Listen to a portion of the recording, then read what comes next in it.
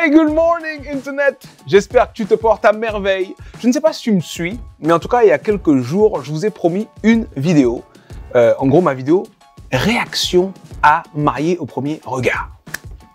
Pour ceux qui ne savent pas ce que c'est que cette émission, c'est une expérience humaine dans laquelle des personnes se confient à la science, ou moins confient leur destin à la science en fait, pour que la science étudie leur profil et trouve des profils avec qui ça peut matcher, et les gens se rencontrent un jour sans cette vue avant, sans s'être parlé, et décident comme ça sur un coup de tête de dire oui, je veux t'épouser, oui, et ils se marient.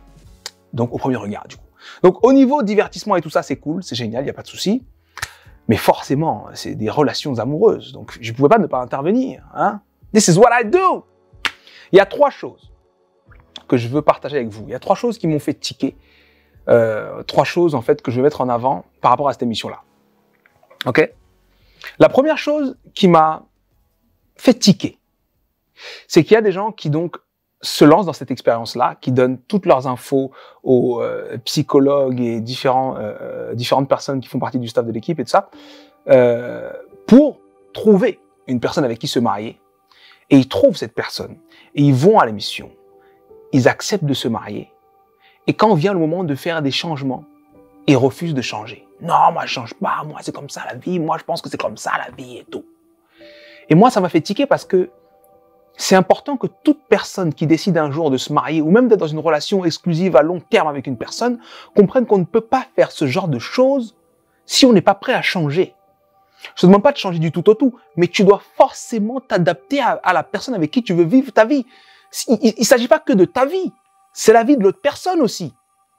Donc tu dois t'adapter à cette personne. Si tu n'es pas prêt à changer, tu n'es pas prêt à te marier. Ça, c'est fact, tu vois, c'est le grand 1 posé là, ici, tout de suite. On commence par ça. Le grand 2, c'est la place que joue la foi. Parce qu'en fait, quand tu regardes bien, qu'est-ce qui se passe? Tu as des gens qui peut-être avaient foi en leur bonne étoile, peut-être avaient foi en la vie, peut-être avaient foi en Dieu. Et ils se disaient, au fond de moi, je sais qu'à un moment, je trouverai mon âme sœur, je trouverai la personne avec qui je dois me marier. Et ils ont transféré cette foi vers la science. Cette fois-ci, ils se disent, oh là là, je suis trop content parce que je sais que la science a trouvé quelqu'un avec qui je suis compatible à 94%, donc ça va bien marcher. Mais que ce soit en la vie, en ton étoile, en Dieu ou en la science, la foi ne suffit pas. Tu dois travailler. Tout ce que tu veux obtenir dans ta vie nécessitera du travail. Tu dois travailler. Dieu peut te donner un terrain. Il ne va pas te construire ton immeuble. Tu dois travailler. Dieu peut te donner une personne. Il ne va pas te construire ta relation. Il y a des efforts à faire. Et c'est pour ça que j'ai commencé par cette résistance au changement. Tu dois être capable de changer pour t'adapter à l'autre. Tu dois être capable de communiquer différemment. Tu dois être capable de parler de tes peurs. Tu dois être capable de te mettre à nu. Bref, je ne rentre pas trop en détail parce que je vous prépare une belle petite vidéo. On parlera plus en profondeur de ces sujets-là. En tout cas, les deux grosses choses qui m'ont marqué, c'est ça. Et le troisième point, c'est moins quelque chose qui m'a fait tiquer. C'est plus quelque chose qui m'a fait un peu de peine. Parce que ce qui s'est passé, c'est qu'il y a une jeune femme qui souhaitait se marier, qui a eu un passé un peu compliqué et qui a rencontré quelqu'un aussi qui souhaitait se marier, qui avait lui aussi un passé compliqué. Ils se sont rencontrés, coup de foudre et tout, mariage, oui, bisous, cool, machin, oh, on se kiffe, c'est génial, on rigole, on est complices, oh, la science a fait un excellent boulot. Et pour le coup, oui, c'était génial. Sauf que, une fois sur le nuage, elle s'est dit, mais merde, si ma vie, qui a toujours été pleine de problèmes, pleine de difficultés, pleine d'épreuves, devient toute belle, toute rose là, c'est possible, mais non, c'est pas possible. Et puis, si je fais quelque chose non, mais je vais tomber de ce nuage. Et elle a commencé à stresser, paniquer, imaginer des trucs, réfléchir, poser des questions, se fermer, reculer, repousser l'autre. Et donc, ça a compliqué la relation jusqu'au point où elle a carrément décidé de dire, bon, le bonheur, ça me fait peur, cette histoire, ça me stresse, c'est mieux qu'on divorce. Et ils ont divorcé. Et parfois, ça fait ça. Tu vois, les blessures du passé font que t'as peut-être encore mal.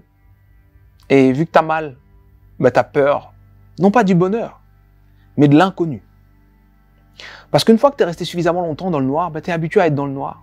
Et si on te dit va à la lumière, tu verras, c'est génial, il y a des arbres, il y a des fruits, il y a plein de trucs. Tu dis non, non, non. Je sais pas ce qu'il peut y avoir dehors. De base, j'étais dans la lumière moi aussi et d'un coup, je suis tombé dans le trou. Donc, je ne vais plus sortir. Je préfère rester dans le trou. Au moins, je suis sûr de ce que je vis tout le temps. Et j'ai envie de vous dire à toutes les personnes qui éventuellement vivraient dans cette réalité-là, je veux que vous compreniez une chose. Parfois, on essaye dans la vie et on foire. Parfois, on foire même lamentablement 1 fois, 2 fois, 5 fois, 10 fois. Mais ce qui est important de savoir, c'est que tomber, ça arrive à tout le monde. Tomber, c'est arrivé à tout le monde. Et ceux qui sont debout au moment où je te parle sont ceux qui se sont relevés. C'est pas parce que tu as échoué 3, 4, 5, 6 fois, c'est pas parce que tu as passé une grande période de ta vie dans le noir qu'il n'existe que le noir dans ta vie. Je comprends que ça fasse peur parce que tu es habitué à une situation où l'extérieur c'est le danger, la relation c'est le danger, et peut-être même que tu penses que l'amour fait mal. Non, l'amour ne fait pas mal. La solitude fait mal. L'abandon fait mal. Les disputes font mal. Mais l'amour, c'est ce qu'il y a de plus beau. Et donc, mon conseil pour les personnes qui seraient comme cette jeune femme dans la peur d'être heureux ou heureuse, c'est simplement autorisez-vous à prendre des risques. Parce qu'en fait, chaque fois que tu fermes la porte au risque, tu fermes aussi la porte au gain. Être debout, c'est prendre le risque de tomber. Mais tomber, c'est inconfortable. Tomber, ça fait mal. C'est pour ça qu'elle était dans cette émission-là, parce que justement, elle a passé, je sais pas combien d'années à se dire, bon, j'ai pas quelqu'un dans ma vie, j'ai peur, j'ai pas quelqu'un dans ma vie, j'ai peur. Bon, bah, la science va peut-être me sauver. La science te sauve et te donne un terrain sur lequel tu dois construire des choses. Et chacun a ses matériaux, chacun a son plan, chacun doit construire certaines choses. D'autres vont construire de la confiance, d'autres vont construire de la confiance en eux, d'autres vont construire de la communication, d'autres vont construire l'abandon de l'ego, d'autres vont construire la réduction des attentes. Mais chacun doit faire des efforts. Et cet effort-là n'est pas forcément évident à faire, mais la vie est courte et tu peux pas rester par terre indéfiniment. Donc, ne te laisse pas enfermer dans cette identité d'une personne qui a souffert et qui pense que la vie c'est que ça. Effectivement, c'est imprévu, la vie. Effectivement, on ne sait pas ce qui peut se passer. Mais justement, parce qu'on ne sait pas ce qui peut se passer, ton prochain rendez-vous, ton prochain entretien, ton prochain regard, ton prochain texto, ton prochain premier bisou, ce sera peut-être le dernier. Ce sera peut-être enfin la personne avec qui tu vas partager tout le reste de ta vie. Donc, ne ferme pas la porte au gain parce que tu as simplement peur de prendre des risques. Voilà, c'était ma réaction à Maria au premier regard en 3 points. J'espère que cette petite vidéo, cette petite capsule t'a plu, t'aide. Et si elle t'a fait penser à quelqu'un, n'hésite pas à partager. D'accord? Et si vous avez reconnu les personnes dont j'ai parlé dans cette vidéo, envoyez-leur aussi. Ok? Moi, c'est Sudei. J'espère que cette vidéo t'a plu et je te dis à très bientôt.